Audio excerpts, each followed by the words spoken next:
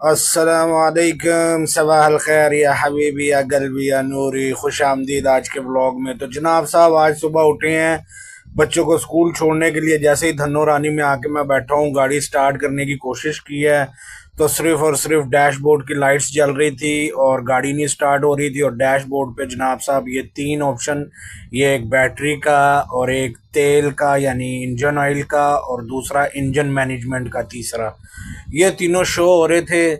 तो गाड़ी स्टार्ट नहीं हो रही थी। मैं बड़ा परेशान हो गया, मुझे लगा ये क्या हो गया। खैर मैंने फिर कफील को फ़ोन किया, उसने मुझे कहा कि ये लेके आओ ये चीज़ और किसी दूसरी गाड़ी को अटैच करो और ये बैटरी का मसला होगा।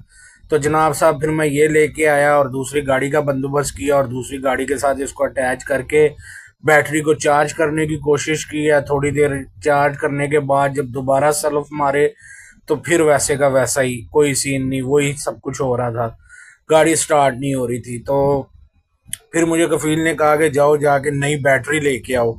तो मैं फिर गया, नई बैटरी लेके आया। नई बैटरी भी ला के जब लगाई है तो पता लगा कि जनाब साहब ये बैटरी का मसला नहीं है, मसला तो कुछ और है।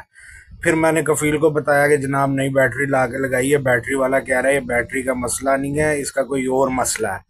तो जनाब साहब फिर उसने कहा चलो ठीक है, हम शाम तक मंगवाते हैं टो वाले को, वो गाड़ी को टो करके ले जाएंगे और इंतज़ार करो। जनाब साहब शाम का इंतज़ार किया, शाम में टो वाला आ गया। ये देखें, ये वो गाड़ी ला के उसने लगाई है और मेरी धन्नो रानी को उसने जनाब साहब नीचे से आके चेक किया कि यहाँ पे इसका हुक कहाँ पे लगेगा कि हम इसको खींच सके, अपने टो के ऊपर ला सकें।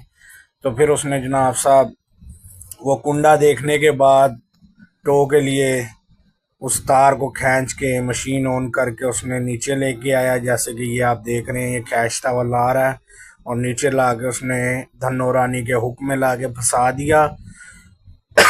हुक में ला के फंसाने के बाद जनाब साहब उसने जाके मशीन ऑन की है और होली होली स्लोली स्लोली मेरी धन्नो रानी उसके ऊपर चढ़ना शुरू होगी।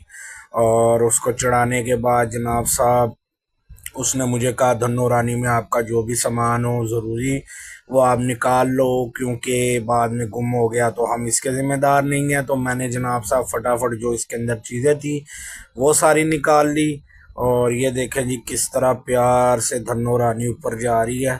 अच्छा, ये धन्नो रानी ऑटोमेटिक का ये बड़ा रोल है कि ये जब बंद हो जाए ना तो फिर ये अपनी जगह से हिलती नहीं है, ना इसका स्टेयरिंग हिलता है ना कुछ और। यही अगर ऑटो होती यानी ऑटो ना होती, दूसरी होती तो इतना मसला ना होता, हम इसको धकेल के भी लेके जा सकते थे इसके अपना उस दुकान पे जहाँ पे ठीक होता है, उसको क्या कहते हैं, मैकेनिक शॉप पे।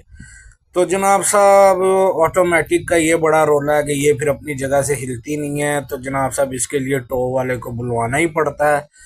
तो इसलिए फिर उसको बुलवाया, उसने ला के इसको खींचा ऊपर और ये अब अपनी उस पिछली मशीन का जो टो का हिस्सा है उसको वो ऊपर कर रहा है। बड़ी एहतियात से इसने जनाब साहब इसको ऊपर लगाया और फिर इसने हमसे धन्नो रानी की चाबी ली और कहता अब ठीक है मैं चलता हूँ, आप लोगों को गाड़ी ठीक होने के बाद मिलेगी। तो मैंने कहा ओके, मेरी धन्नो रानी का रखना ख्याल, और इसको हम बड़े प्यार से रखते हैं तो आपने भी रखना है प्यार से। उसने कहा परेशान ही ना हो, टेंशन ही ना लो। मैंने कहा ओके जी ओके। तो होने के बाद धन्नो रानी तो चली गई और हम उदासी में आ गए अपने रूम में। तो मुझे बाबा की कॉल आ गई, रिजवान धन्नो तो नहीं है, अब कैसे जाके लाओगे मेरे कपड़े। तो मैंने कहा बाबा जी धन्नो नहीं है, अल्लाह ने टांगे तो दी है ना, हम टांगों पे चल के जाएंगे और भाग भाग के आपके कपड़े लाएंगे। तो बाबा ने कहा यल्ला यल्ला रोह रोह। और मैं आ गया जनाब साहब भागता भागता उस मकसले की दुकान पे, अपने दोस्त की दुकान पे। आज मेरा दोस्त नहीं था, उसका शागिर्द खड़ा हुआ था।